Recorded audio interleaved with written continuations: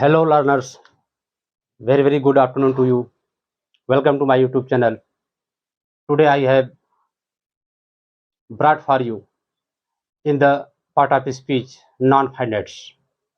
Yes guys, today we shall study about non-finites. What is non-finites? How many kinds of non-finites? How can use non-finites?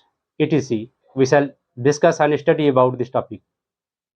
So guys, be ready and take pen copy with you and sit before the video. आज हम part of speech में non finites लेकर आए हैं। जैसा कि हम लोग अध्ययन कर रहे हैं वर्ब में, पार्ट ऑफ स्पीच के अंतर्गत हम लोग वर्ब में अध्ययन कर रहे हैं। वर्ब में हमने बताया वर्ब के 3 पार्ट हुए, जैसा कि मैंने बताया फाइनाइट वर्ब, ऑक्सिलरी वर्ब और नॉन फाइनाइट वर्ब। हमने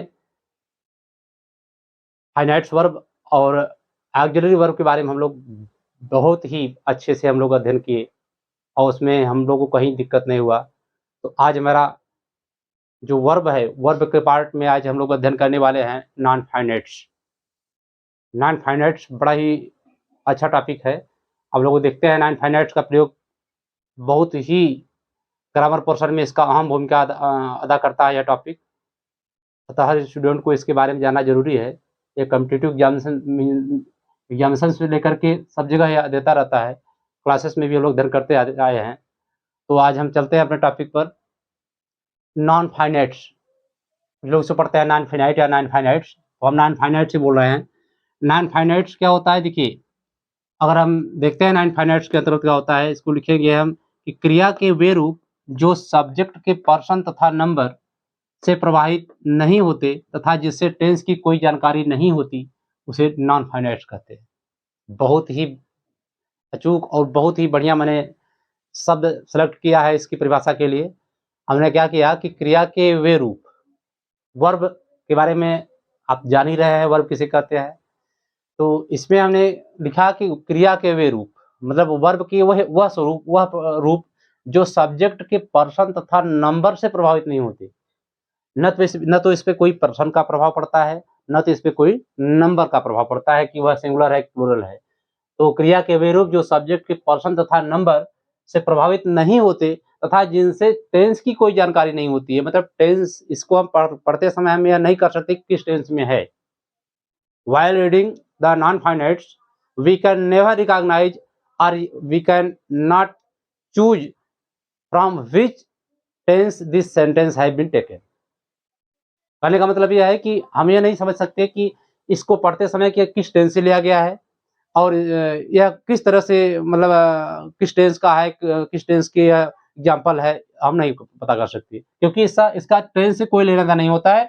यह टेंस से इसकी कोई जानकारी होती नहीं है। टेंस की कोई जानकारी नहीं होती है, उसे क्या करते हैं? नॉन फाइनाइट्स कहते हैं। आई होप कि आप मेरी बात समझ रहे हैं। नॉन फाइनाइट्स मतलब क्या होता है कि वे क्रिया जो सब्जेक्ट के पर्सन और नंबर से प्रभावित नहीं होते और जिनसे टेंस की कोई जानकारी नहीं होती है, क्या कहलाते हैं? नॉन फाइनाइट्स कहलाते हैं। ठीक है, टॉपिक क्लियर हो गया। अब हम देखते हैं नॉन फाइनाइट्स। नॉन फाइनाइट्स को मैं थोड़ा सा एग्जांपल ले लिया। एग्जांपल में लिया कि I went to college to study. I went to college, देखिए यहाँ पर ए टेंस तो यहाँ पर है, लेकिन जब यह शब्द देखिए जो आई वेंट टू कॉलेज, यह तो टेंस हो गया, मैं कॉलेज गया, लेकिन यहाँ कर रहा है टू स्टडी। टू स्टडी देख रहा है, टू स्टडी। अब यह शब्द जो है हमारा क्या माना जाएगा? ये नॉन फाइनाइट हो जाएगा। फिर दूसरा वाक्य है कि दे want playing cricket. Want playing cricket, देखिए आईएनजी के द्वारा बना गया। यह क्या है? हमारा पार्टिसिपल है। अब कैसे पार्टिसिपल बन रहा है, इसको हम लोग अब आ ही गए टॉपिक पर, हम देख रहे हैं हम लोग। तो पहला एग्जांपल मैंने कहा कि I went to college to study. To study इसमें क्या है? नॉन फाइनाइट्स है। दे वांट प्लेइंग क्रिकेट, वे क्रिकेट खेलना चाहते हैं, तो यहाँ प्लेइंग क्या है? नॉन फाइनाइट्स है। जैसे सीइंग इज बिलीविंग, देखना ही विश्वास करना है, इसमें जो है नॉन फाइनाइट्स है। इस तरह से वाक्य है। तो अब मैं देखता हूँ काइंड्स या टाइप्स। ऐसे कह सकते हैं कि there are mainly 3 kinds of non finites, या about the non finites we can divide it into 3 part. अब इसको अध्ययन करते समय इसको हम 3 भाग में बांट सकते हैं। पहला पार्ट हमारा क्या है? पार्टिसिपल। पहला क्या है? पार्टिसिपल, PARTICIPLE, पहला पार्ट पार्टिसिपल है। दूसरा हमारा है इन्फिनेटिव या इनफाइनाइट भी कह सकते हैं इसको। इन्फिनेटिव या इनफाइनाइट भी कहते हैं, हम इसको इन्फिनेटिव पढ़ रहा हूँ, इन्फिनेटिव। दूसरा थर्ड नंबर है जीरंड, GERUND। मैं एक बार फिर रिपीट करना चाहूंगा, पार्टिसिपल स्पेलिंग क्या है पार्टिसिपल का, PARTICIPLE पार्टिसिपल। और इनफाइनाइट्स में है INFINITE इन्फिनेटिव या इनफाइनाइट। और इसके बाद में थर्ड नंबर है क्या, जीरंड, GERUND। यही हमारा नॉन फाइनाइट में 3 पार्ट है। इन तीनों पार्ट का हम अगर अध्ययन कर लेते हैं तो हमारा वर्ब एकदम पूरी तरह से कंप्लीटली और वर्ब विल बी फिनिश्ड, पूरी तरह से समाप्त हो जाएगा। तो अब हम देखते हैं, आ जाते हैं हम अपने पार्टिसिपल के बारे में।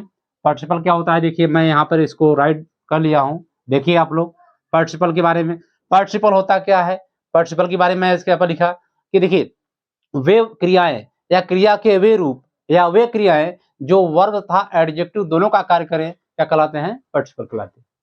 पार्टिसिपल की सबसे बड़ी पहचान क्या है कि यह वर्ब का भी कार्य करता है और एडजेक्टिव का भी कार्य करता है। दोनों को कार्य करने वाले वर्ब क्या कहलाते हैं, पार्टिसिपल कहलाते हैं। हमने यहाँ पर लिखा क्रिया के वे रूप जो वर्ब तथा एडजेक्टिव दोनों का कार्य करे, क्या कहलाते हैं, पार्टिसिपल कहलाते हैं। पार्टिसिपल को भी we can also divide participle into 3 part. हम 3 पार्ट में पार्टिसिपल को भी बांट सकते हैं। बांटे कैसे है, पहला मैंने लिखा क्या है, प्रेजेंट पार्टिसिपल। पहला क्या है, प्रेजेंट पार्टिसिपल, देख रहे हैं गाइस, प्रेजेंट पार्टिसिपल। दूसरा हमारा है पास्ट पार्टिसिपल और नंबर थर्ड है परफेक्ट पार्टिसिपल। इस तीनों को हम अध्ययन कर लेते हैं तो हमारा पार्टिसिपल क्लियर हो जाएगा। तो पार्टिसिपल में देखिए प्रेजेंट पार्टिसिपल के अंतर्गत इसमें हम इसकी पहचान है, इसको हम कैसे देखते हैं। प्रेजेंट पार्टिसिपल की सबसे बड़ी खासियत ये होती है कि मेन वर्ब की फर्स्ट फॉर्म में आईएनजी लगता है इसमें।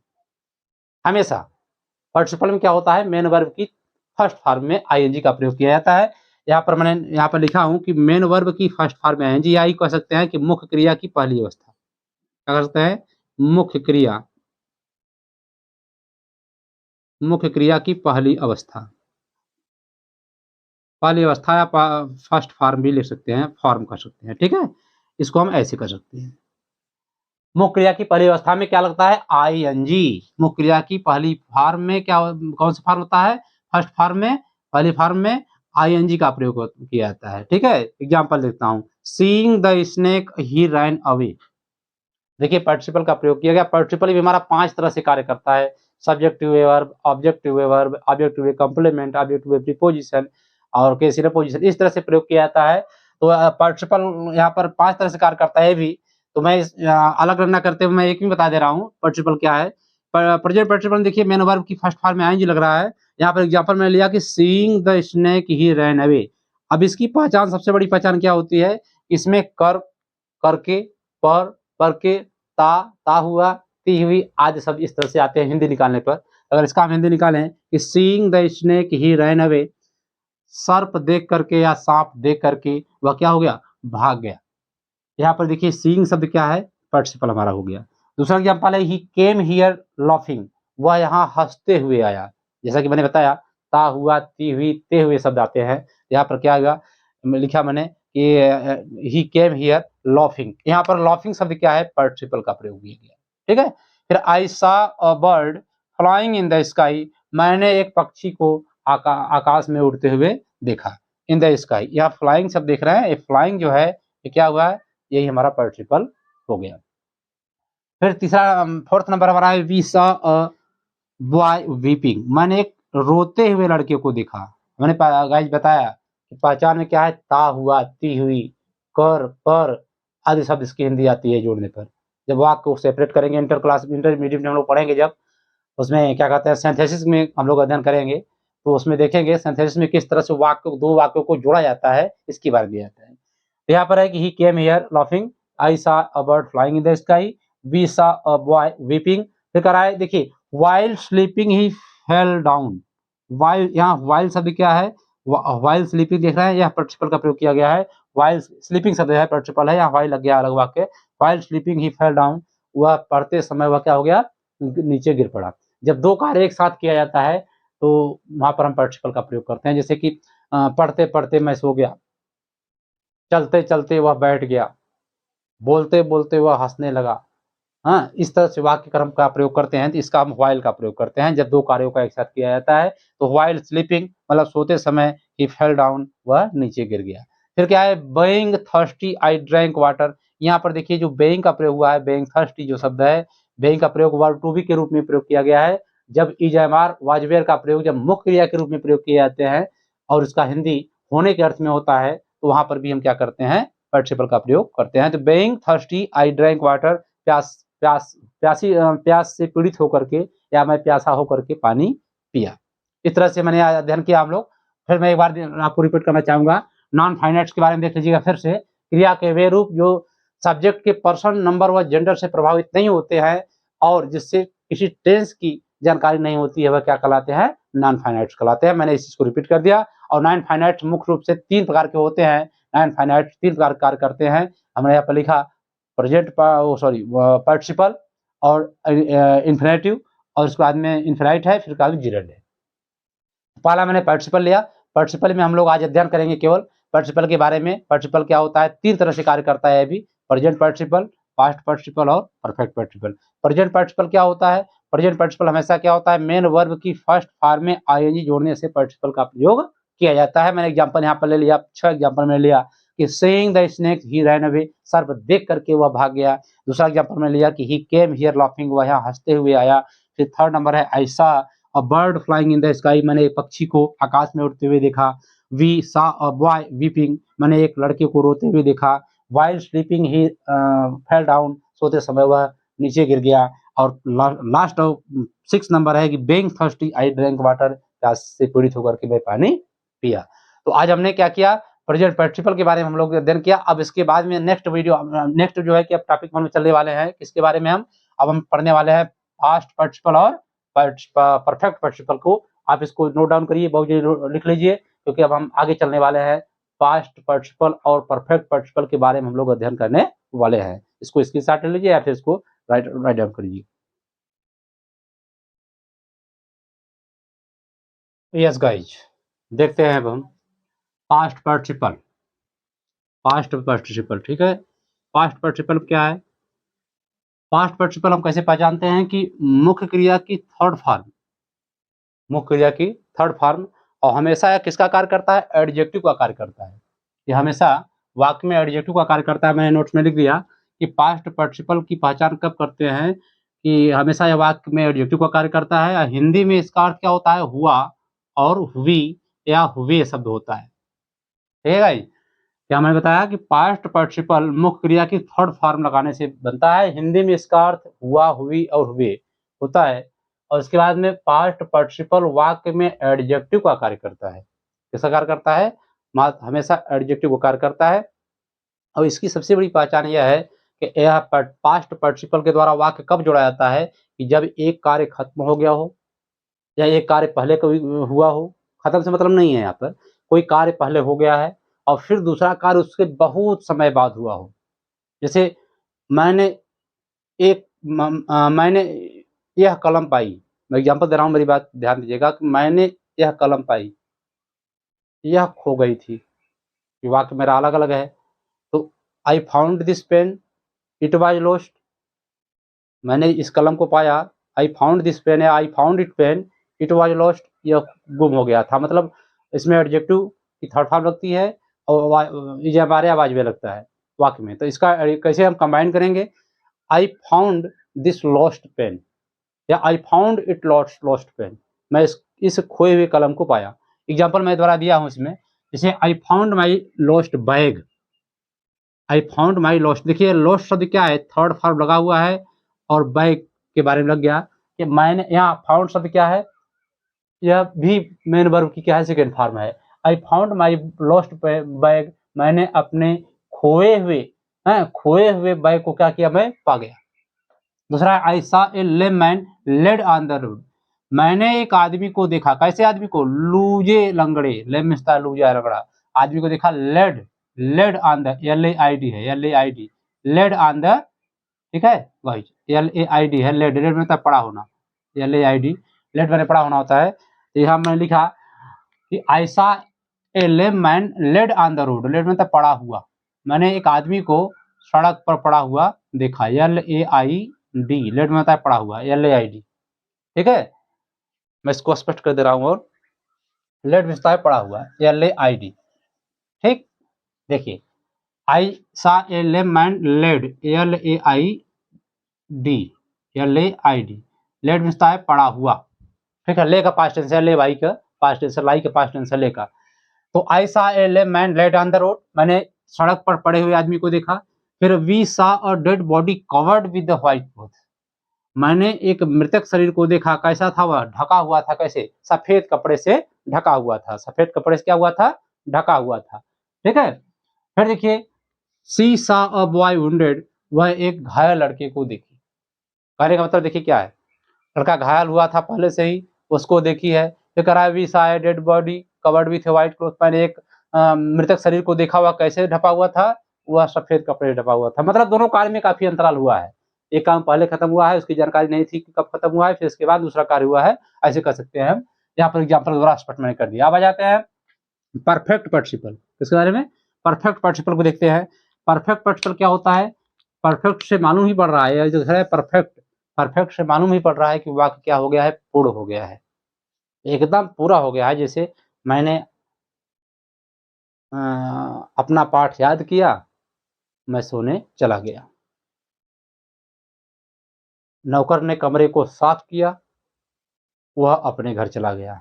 मतलब कहने का मतलब यह है कि एक कार्य पूरी तरह से समाप्त हो जाए, फिर इसके बाद दूसरा कार्य जब समाप्त हुआ होना पाया जाए, उसमें क्या करते हैं, परफेक्ट पार्टिसिपल का प्रयोग करते हैं। इसमें हैविंग लगता है और मेन वर्ब की थर्ड फॉर्म लगती है, हमेशा ये चीज ध्यान दीजिएगा, मेन वर्ब की third form, having plus main verb की थर्ड फॉर्म। और हिंदी में के बाद या के पश्चात इसका हिंदी निकलता है। एग्जाम्पल मैंने लिखा, having eaten the food I went to college. Having eaten, E-A-T-E-N, eaten the food I went to college, भोजन करने के पश्चात, मैंने लिखा I having eaten the food, भोजन करने के पश्चात या भोजन करने के बाद, आई वेंट टू कॉलेज, मैं कॉलेज गया। फिर क्या है कि having swept the room, the she went home, having swept the room she went home, कमरे को साफ करने के पश्चात वह घर चली गई। फिर आगे एग्जाम्पल मैं और ले लेता हूँ। जैसे देखिए तीसरा एग्जाम्पल है कि having having clean, CLEANED, CLEANED, having cleaned the room, having cleaned the room, comma the servant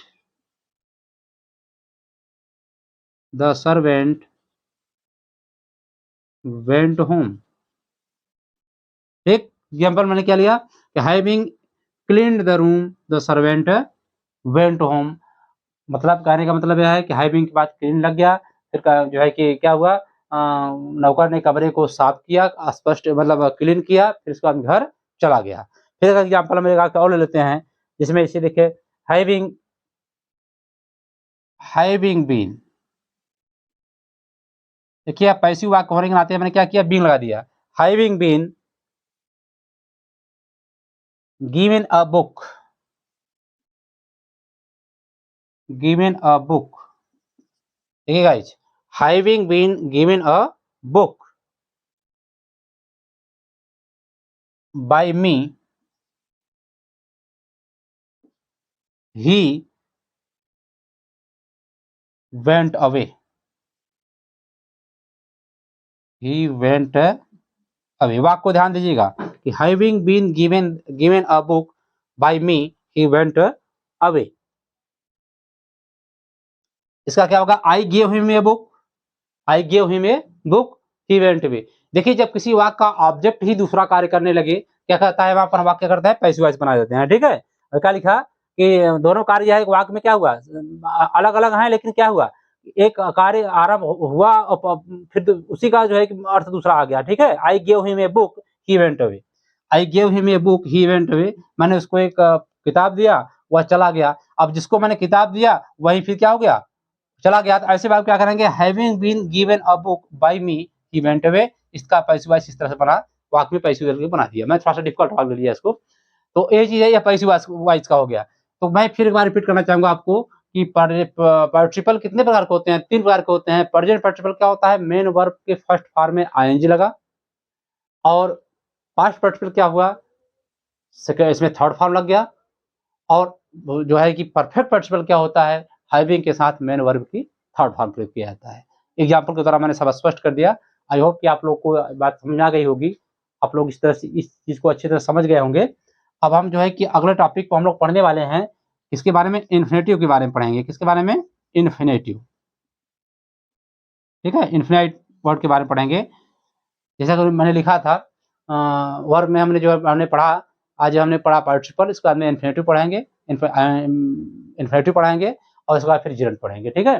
तो आप बताइए गाइज, ये हमारा आज का सेशन कैसा रहा, मैंने आपको कैसे पढ़ाने का प्रयास किया, पार्टिसिपल आप लोग को कैसा लगा।